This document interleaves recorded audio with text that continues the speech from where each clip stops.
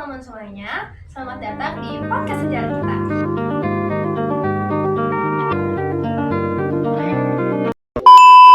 Jadi hari ini kita akan menyelami perjalanan Jepang yang menarik dari isolasi total hingga ke ekspansi Asia Tenggara. Betul banget.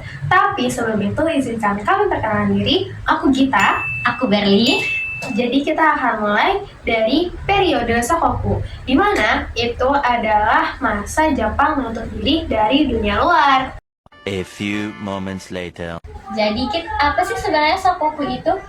Shokoku, secara harfiah Shokoku itu artinya negara tertutup, di mana kebijakan ini dibuat oleh Keshogunan Tokugawa pada abad ke-17. Nah, jadi kebijakan ini tuh melarang orang Jepang untuk pergi ke luar negeri dan membatasi interaksi dengan negara asing, kecuali ada pengecualian yang sangat terbatas, seperti halnya negara Belanda. Dia itu diizinkan untuk berdagang di sana, di pulau buatan Dejima. Ada juga negara Cina dan Korea, mereka juga diperbolehkan untuk berdagang di sana, namun jumlahnya sangat terbatas.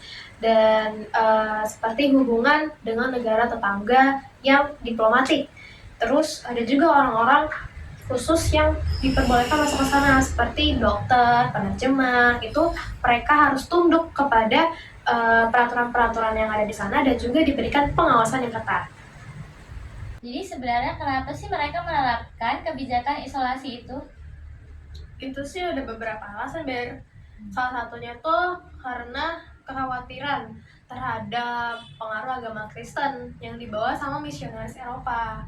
Dan juga Keshogunan itu ingin menjaga stabilitas politik dan mencegah campur tangan asing dalam urusan dalam negeri.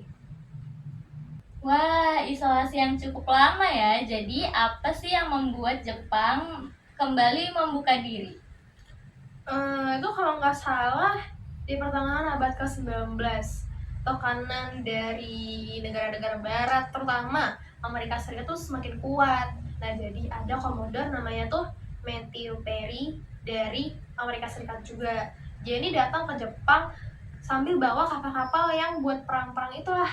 Nah, terus dia juga memaksa Jepang untuk membuka pelabuhan-pelabuhan yang ada di Jepang itu. Terus juga dia menandatangani perjanjian Kanagawa pada tahun 1854. Itu pasti perubahan yang sangat drastis kan? Lalu bagaimana Jepang meresponnya? Jepang itu dia menyadari bahwa negara mereka ini kayak tertinggal jauh banget dalam hal teknologi dan militer, tertinggal jauh dari negara-negara barat itu. Nah, inilah yang memicu adanya restorasi Meiji, yaitu sebuah reformasi besar-besaran yang bertujuan untuk memodernisasi Jepang yang berlangsung pada tahun 1868 sampai tahun 1912. Wah, gokil sih. Jepang menjadi negara yang semakin kuat dong ya. Iya. Terus ada nggak sih usaha yang mereka lakukan untuk memperluas imperiumnya? Ada.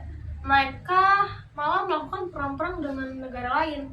Seperti contoh yang pertama itu Perang Sino-Jepang tahun 1894 sampai 1895. Terus yang kedua ada Perang Rusia-Jepang tahun 1904 sampai 1905. Terus yang ketiga, Jepang ini menginvasi wilayah jajahan Prancis di Indochina pada tahun 1941. Terus juga yang keempat, dia membentuk fakta tripartit dengan Jerman dan juga Italia pada tahun 1940.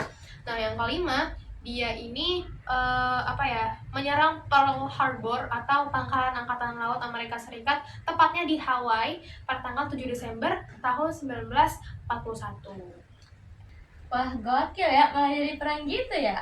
Nah, itu sudah buat kita ke awal mula masuk Jepang ke Indonesia. Gimana tuh, ceritain dong. Kalau diceritain, awal mula masuknya Jepang ke Indonesia itu berkaitan sama ambisinya di Perang Dunia Kedua.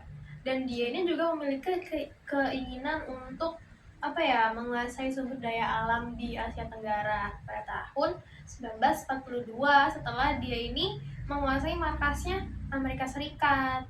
Nah, selain itu alasan Jepang masuk ke Indonesia itu juga karena dia ingin menguasai jalur perdagangan di Samudra Hindia dan Samudra Pasifik. Waduh, kalau itu bisa terjadi sih. Sebenarnya strategi yang digunakan Jepang itu seperti apa? Waktu itu strateginya menggunakan pemerintahan militer. Otomatis yang memimpin ya panglima tentara. Nah, jadi karena Indonesia ini kan luas ya, sama Jepang dibagi menjadi 3 pemerintahan militernya. Jadi kayak ada 3 pusat gitu. Yang pertama, pemerintahan angkatan darat itu ada di Sumatera, berpusatnya di Bukit Tinggi. Terus yang kedua, pemerintahan angkatan darat juga, tapi dia buat yang di Jakarta. Nah, terus yang ketiga, ini pemerintahan angkatan laut yang di Kalimantan, Sulawesi, dan juga Maluku. Wah, gokil banget ya Jepang ini ternyata. Terus setelah Jepang berhasil menduduki wilayah Indonesia, masa Indonesia nggak ada melawan untuk merebut kembali kemerdekaannya? Ada.